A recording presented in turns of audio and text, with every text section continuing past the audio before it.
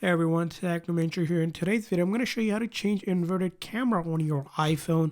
So let's get started. So instead of using the camera app, you need to exit out of the camera app itself, and you need to go into your setting. Now from your setting, you're going to scroll down to the camera setting, and then go down a little bit further and look for mirror front camera. This is where the inverted setting is. So if you have this off, basically that means the photo saves normally, not flipped.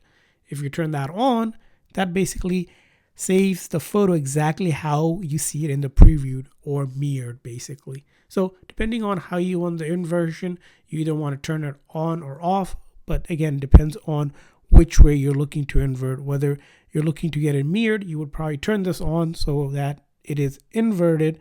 But if you didn't want to invert it, you just want to turn that off. So that's how you do it. I hope this video was helpful. So please consider the like and subscribe button for more tips and tricks. We'll see you guys next time.